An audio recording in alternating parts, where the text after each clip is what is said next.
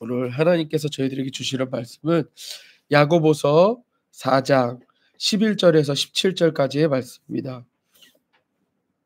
야고보서 4장 11절 17절 저와 여러분들이 함께 읽도록 하겠습니다. 형제들아 서로 비방하지 말라. 형제를 비방하는 자나 형제를 판단하는 자는 곧 율법을 비방하고 율법을 판단하는 것이라. 내가 만일 율법을 판단하면 율법의 준행자가 아니요 재판관이로다.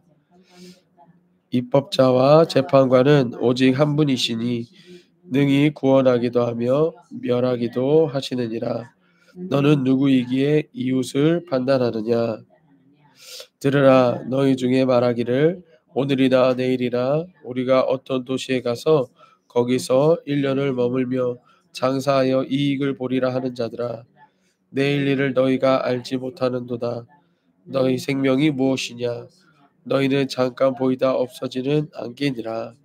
너희가 도리어 말하기를 주의 뜻이면 우리가 살기도 하고 이것이나 저것을 하리라 할 것이거늘.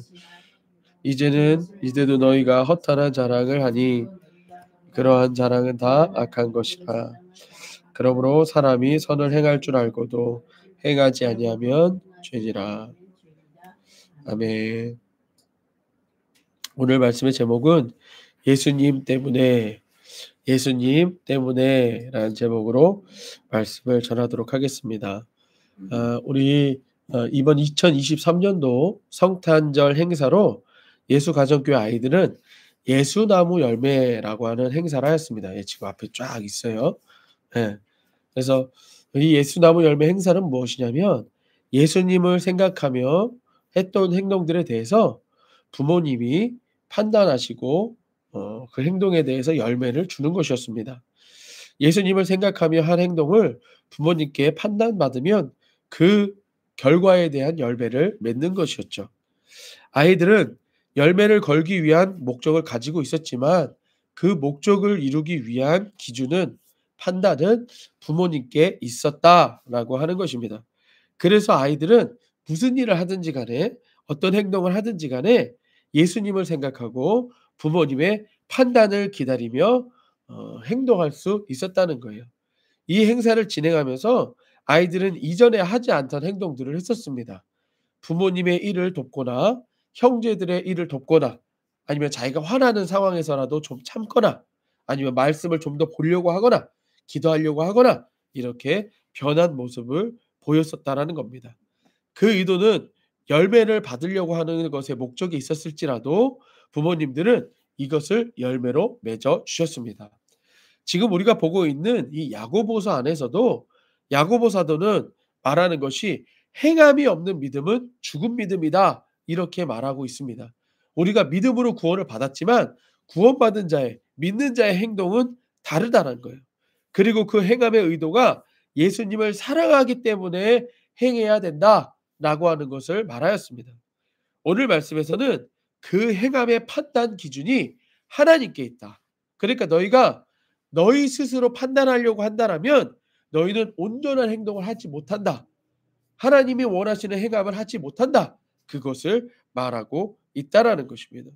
그래서 오늘 말씀 11절 12절을 보면 먼저는 내가 판단하지 말라라고 하는 거예요. 내가 판단하지 말라. 예. 하나님의 판단의 기준은 예수님께 있고 때문에 우리가 무슨 일을 하든지 예수님 때문에 그 일을 하여야 됩니다. 하나님께 판단이 이렇게 예수님으로 판단하신다면 우리는 무슨 일을 하든지 간에 예수님으로서 그 일을 해야 된다는 얘기예요. 그런데 우리 어제 말씀에서는 하나님 사랑, 이웃 사랑에 대해서 말씀을 드렸었죠.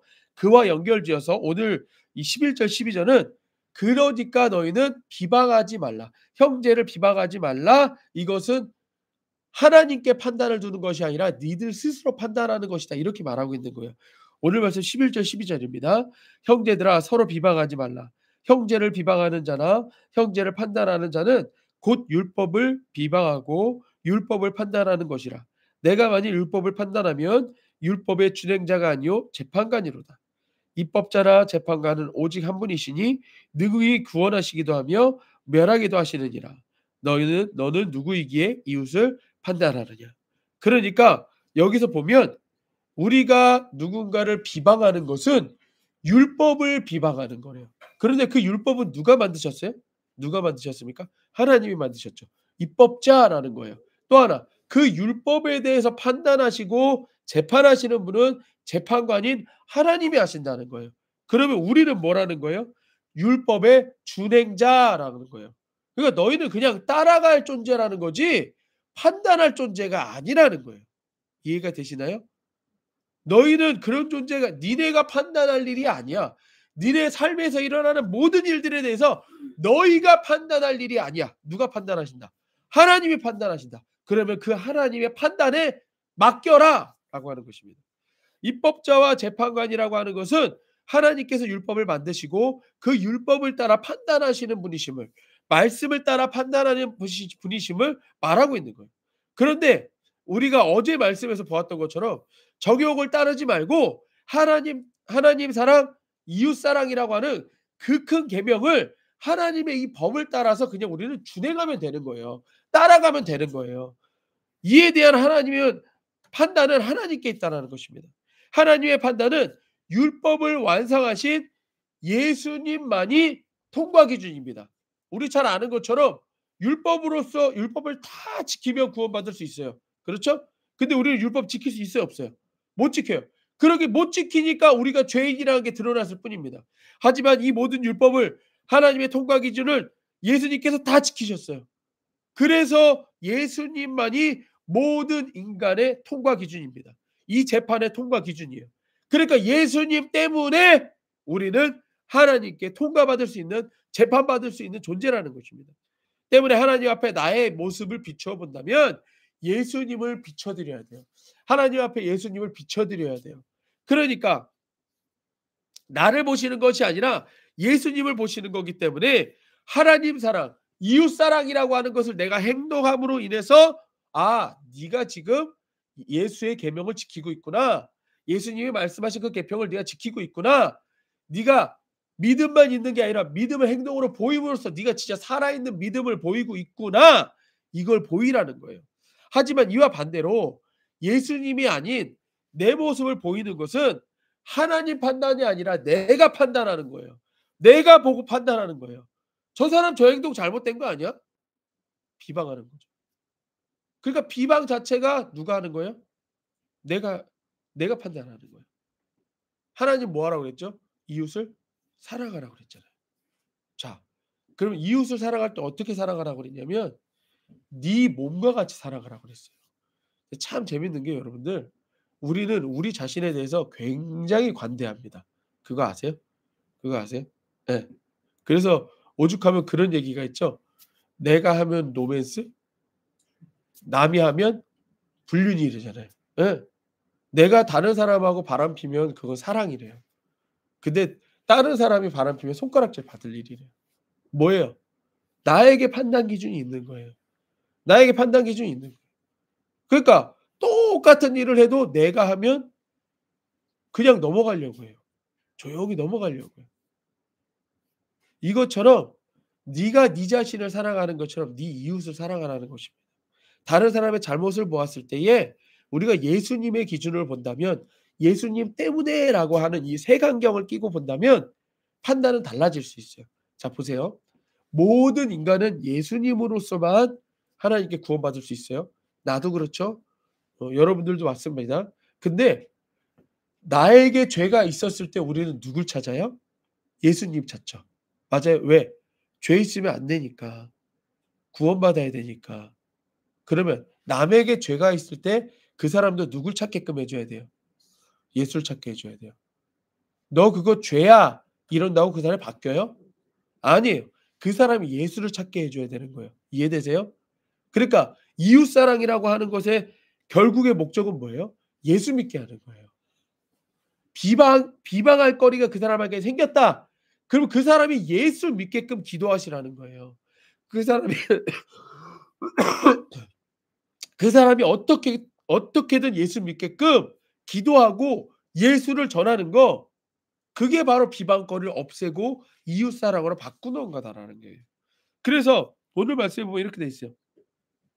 형제들아 서로 비방하지 말라. 형제를 비방하는 자, 형제를 판단하는 자는 곧 율법을 비방하고 율법을 판단하는 것이라. 네가 만일 율법을 판단하면 율법의 준행자가 아니요 재판관이로다. 입법자와 재판관은 오직 한 분이신데 그분은 능히 구원도 하시고 멸하기도 하시느니라. 너희는 누구이기에 이웃을 판단하느냐 이렇게 얘기하고 있는 거예요. 그러니까 여러분들 우리들의 삶에서 내가 판단하는 것을 아예 없애버리십시오. 그러면 목사님 판단하지 않으면 그냥 로봇처럼 살아요? 아니요. 하나님의 판단으로 판단하십시오. 하나님의 판단이 뭐라고 그랬어요? 하나님의 말씀이고 예수님 때문에라고 하는 색안경으로 판단하시라는 얘기예요. 이해되세요? 그래서 오늘 설교 제목은 원래는 색안경을 끼고 보라 이렇게 하려고 했었거든요. 근데 너무 이렇게 세속적인 단어인가 그래 갖고서 예수님 때문에라고 했는데 어쨌든 무엇을 판단하든지 간에 색안경을 끼고 예수님이라고 하는 예수님 때문에라고 하는 것을 가지고 보라는 거예요. 전에 어떤 목사님이 부부 싸움이 하는 것을 갖다가 녹음해서 한번 들어보면 둘 다 너무나도 옳은 말만 한다라는 것을 느낄 수 있다라고 하는 거예요. 그렇죠? 여러분들 싸움하는데 옳지 않은 말 하겠어요? 그쵸? 서로 자기가 옳다고 얘기하는 거일 테니까요. 맞나요? 예. 옳지 않아서 싸우는 게 아니에요. 예. 옳은 걸 받아들이고 싶지 않아서 싸우는 거예요. 내가 판단하는 것 때문에 싸우는 거예요. 이해되시나요? 근데 하나님의 판단은 지금 뭐예요? 그러니까 부부싸움 할 때도 판단하는 게 뭐예요? 말씀이고 예수님 때문에라고 보라는 거예요. 만약에 저희 아내랑 제가 싸웠다고 봅시다. 그럼 제 아내가 A를 얘기하고 제가 B를 얘기해요. 내가 보기에는 B가 틀렸잖아요. 그쵸? 그걸 예수님 때문에라고 보시라고요. 왜 저 사람이 자꾸 A를 얘기하지? B인데. 그러면 A라고 하는 생각이 내가 보기에는 잘못된 거죠. 맞나요? 잘못됐으면 저 사람에게 지금 누가 필요한 거예요? 예수님이 필요한 거죠. 그러면 예수님이 필요하니까 예수님의 사랑으로 용서해야 되는 거예요. 이해되세요? 그러면 A가 고쳐지고 B로 돌아오게 되어 있습니다. 고쳐지지 않는다고 할지라도 최소한도 나는 판단자가 아니라 준행자가 되는 거죠. 이해되시나요? 예. 그래서 나의 판단을 버리고 하나님의 판단, 예수 그리스도를 갖다가 넣으라는 것입니다. 그러면 하나님은 능히 구원하시기도 하고 멸하시는 분이기 때문에 이 모든 것을 행하실 것이다라고 하는 것입니다. 예수님 때문에 두 번째는 무엇이냐면 내가 계획하지 말라는 거예요. 뭐라고요? 내가 계획하지 말라. 오늘 말씀 13절 14절입니다. 들으라 너희 중에 말하기를 오늘이나 내일이나 우리가 어떤 도시에 가서 거기서 1년을 머물며 장사하여 이익을 보리라 하는 자들아 내일 일을 너희가 알지 못하는도다. 너희 생명이 무엇이냐 너희는 잠깐 보이다 없어지는 안개니라. 누군가를 판단하는 것도 잘못된 것이지만 내가 내 삶에 대해서 내 미래에 대해서 스스로 판단하고 계획하는 것도 역시 하지 말라는 거예요. 그럼 어떻게 하라는 거예요? 하나님께 맡기라는 것입니다.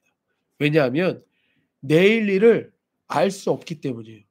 내일 일을 알 수 없는 자가 스스로 계획을 세우는 것은 내 삶에 대해서 내가 판단하고 내가 결정하는 것입니다. 우리의 삶은 잠깐 보이다 없어지는 안개와도 같다라고 그래요. 여러분들 안개 아시죠? 안개. 안개. 요즘 가끔 안개 많이 끼는데 안개는요. 아침에는 정말 앞이 하나도 안 보일 것처럼 꼈다가 해가 뜨면 어떻게 돼요? 싹 사라집니다. 언제 그랬냐는 듯이 싹 사라져요. 그래서 심지어는 우리 권사님이 그때 차 타고 가시면서 그런 얘기하더라고요. 안개 많이 끼니까는 오늘은 날이 맑을래나 보다. 맞아요. 안개 낀 날은 맑다고 그래요. 그만큼 안개는 사라지는 거예요. 근데 오늘 말씀에서 보면 오늘이나 내일이나 사람이 지금 장사하러 가면서 오늘이나 내일이나 또 1년 뒤에 우리가 장사해서 이익을 내자 이렇게 얘기하더라는 거예요.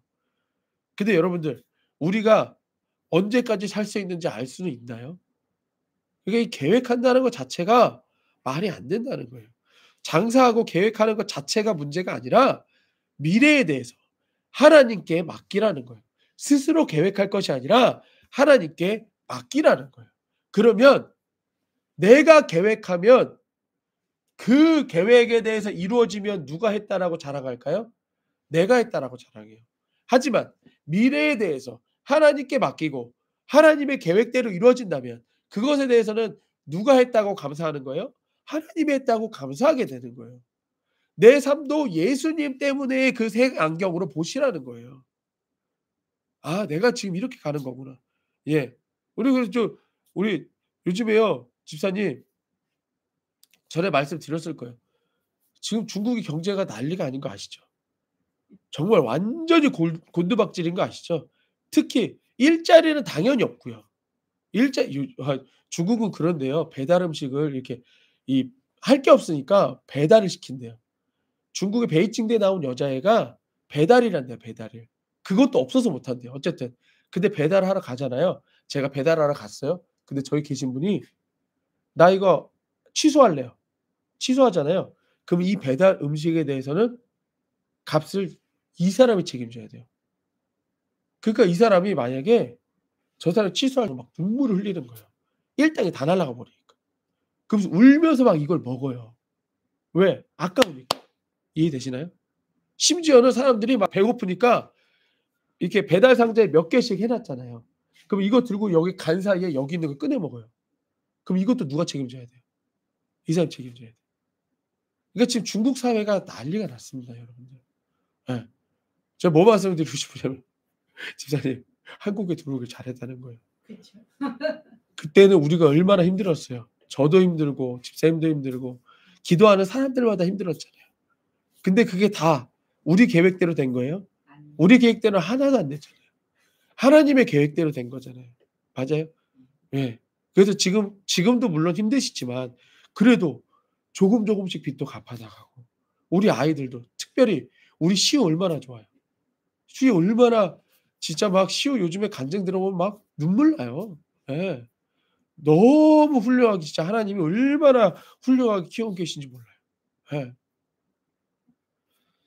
잠시 뒤에 일어날 일도 모르는 안개와 같은 인생이 그 안개와 같은 인생을 가진 사람이 내일 일을 계획한다고요? 이거 마치 앞을 보지 못하는 사람에게 길 묻는 거랑 똑같아요. 소경도 찔러 이러고 가고 있는데 저쪽 길로 가야 되면 어떻게 가야 돼요? 안 못 보는 사람한테 그걸 물어보는 거랑 똑같다는 거예요. 그러니까 우리 인생에 대해서는 생각하지 말라는 것입니다. 잠언서 16장 3절 "너의 행사를 여호와께 맡기라. 그리하면 너의 경영하는 것이 이루어지리라." 16장 9절 "사람이 마음으로 자기의 길을 계획할지라도 그 걸음을 인도하시는 자는 여호와시니라." 아멘. 예수님 때문에 세 번째는 "선은 하나님 편에 서는 것이다."라고 하는 거예요. 오늘 말씀 15절 17절입니다. "너희가 도리어 말하기를 주의 뜻이면 우리가 살기도 하고 이것이나 저것을 하리라 할 것이거늘 이제 너희가 허탄한 자랑을 하니 그러한 자랑은 다 악한 것이라. 그러므로 사람이 선을 행할 줄 알고도 행하지 아니하면 죄니라." 선을 행하라고 말하고 있습니다. 그런데 성경에서 말하는 선이라고 하는 건 무엇이냐면 우리가 착한 일을 하는 거 이게 선이 아니에요. 뭐가 선이냐면 하나님 편에 서는 것이 선입니다. 하나님 편에 서는 것이 선이고 나의 삶을 하나님의 판단에 맡기는 것이 선입니다. 내가 판단하고 내가 계획하는 것은 악이에요. 왜 그럴까요? 나는 죄의 종이었으니까. 나는 마귀의 종이었으니까. 마귀의 자녀였으니까. 하나님께 판단을 맡기고 하나님께 계획을 맡기는 거 이게 선이라는 거예요. 모든 판단을 예수님 때문에라는 기준으로 하고 모든 계획을 예수님 때문에라고 하는 기준으로 세워야 합니다. 예수님 때문에 행하는 행함이라는 것이 바로 선이라는 거예요. 예수님 때문에 행하는 행함에는 내가 자랑할 것이 없습니다. 왜? 하나님 판단대로 하나님이 판단하시고 하나님이 계획하신 대로 하나님이 이루셨는데 내가 자랑할 게 뭐 있어요? 맞나요? 다 하나님이 하신 거지. 예. 집사님 아까 우리 잠깐 얘기한 대로 중국에서 들여온 그 일 처음에는 우리 너무 힘들었죠. 왜 힘들었어요? 내가 한 것 같으니까. 내가 실패한 것 같으니까. 내가 못난 것 같으니까. 맞아요? 근데 하나님이 했다라고 하니까 지금 어때요? 감사한 거죠. 맞아요? 똑같잖아요. 그때랑 지금이랑 뭐 내가 달라졌나요? 똑같아요. 근데 판단이 달라진 거죠. 내가 판단할 때는 너무 힘들었지만 하나님이 하신 일이라고 하니까 어떻게 되는 거예요? 감사로 바뀌는 거죠. 그럼 앞으로 있을 일들에 대해서도 어떻게 하면 될까요? 하나님이 하실 거예요. 그건 맡기면 되는 겁니다. 16절에 허탄한 자랑이라고 하는 것은 물질적 이득을 가져온 자신의 현명함, 운수, 힘 또는 기술들을 말하는 것입니다. 이게 허탄한 자랑이에요. 그러니까 만약에 집사님이 그때 사업이 번창했어요. 잘 됐어요. 그러면 혹시라도 허탄한 자랑에 빠질 수도 있었다는 얘기예요. 왜? 누가 했으니까. 내가 했으니까. 내가 장사 잘한 거니까. 근데 누가 봐도 지금은 내가 한 게 없죠. 다 완전 다 끊어 버렸잖아요. 대신 누가 했다고 하는 거예요? 하나님이 하셨다. 이 실패 하나님이 주셨다. 그리고 지금 내가 살게 하는 거 하나님이 하셨다. 그 누굴 자랑해요? 예수님, 하나님을 자랑하는 거예요. 예수님 때문에라고 자랑하는 거예요. 하나님과 상관없이 세우는 물질적 계획은 허탄하다라고 표현하고 있는 것입니다. 정리하면 세상에서 살기 위해 세우고 얻은 것을 자랑하는 것이 허탄한 자랑이라는 거예요. 이는 곧 없어질 것이기 때문입니다. 안개와 같이 없어질 것을 자랑하는 것을 의미하는 거예요. 여러분들 안개를 자랑할 수 있겠어요? 안개 자랑한다고 해서 자 우리 동네는 안개가 많아요. 웃지 않겠어요? 야 해 뜨면 끝나. 맞아요. 우리가 돈 자랑한다고 해 보세요. 야 죽으면 끝이야. 이거랑 같은 겁니다. 하지만 예수님 때문에 행하는 모든 삶은 영원히 남습니다. 예수님 다시 오시는 날에 우리의 예수나무 열매, 우리 아이들이 지금 했던 이 예수나무 열매처럼 예수나무 열매를 바치는 겁니다. 그럼 하나님께서 받으시고 하나님께서 어 영광 받으실 줄로 믿습니다. 제가 간증 하나만 하고 끝내도록 하겠습니다. 우리 지난주에 우리 나복규 님이 병원 사역하신 나복규 님이 병원에서 어 이렇게 세례 받으셨잖아요. 근데 세례 받으시면서 거기 계신 권사님이 저한테 그러는 거예요. "목사님 우리 이거 세례 받은 거 사진 그 나복규 님의 남편분한테 보여 드렸더니 그 남편분이 너무 좋아하더라는 거예요. 또 막 세례 증서도 있고 그러니까 너무 좋아하더라는 거예요." 그러면서 그 남편분이 자식들한테 얘기해서 자기는 예수를 안 믿어요. 남편분은 예수를 안 믿어. 막 술도 마시고 그래. 근데 자기가 "우리 아내는 기독교 장으로 하고 싶다. 그래서 이 목사님께 좀 부탁을 좀 해 달라." 이러는 거예요. 그래서 제가 그 동생분하고 막 얘기한 게 뭐냐면 권사님도 아시다시피 장례는 더 이상 이 죽은 자를 위한 게 아닙니다. 이 장례를 치르고 있는 이 사람들을 위한 겁니다. 그러니까 이 사람들을 전도하기 위한 것이니까 제가 약속만 받으면 얼마든지 하겠습니다. 그래서 제가 갔더니 정말 이 남편분이요. 풍채가 있으시더라고요. 그래서 사업도 성공하셨대요. 그 자녀들도 막 있고 그러더라고요. 근데 이분한테 제가 하는 게 뭐겠어요? 오늘 말씀에서처럼 우리는 오직 구원에만 목적을 두는 거잖아요. 그래서 "예 아버님 제가 아버님께서 약속 하나만 해 주시면 제가 뭐든지 다 하겠습니다." 그러니까 이분이 원하는 건 뭐냐면 장례를 잘 치러 주고 싶은데 저기 경상북도 상주까지 내가 같이 가 달라는 거예요. 거기 가서 예배까지 같이 드려 달라는 거예요. "예 아버님 제가 드려 드릴 수 있습니다. 대신 꼭 예수 믿고 교회 다니십시오." 그랬더니 그러고 자기가 약속을 하겠대요. 그러고 나서 어저께 이제 나복규 님이 소천하셨습니다.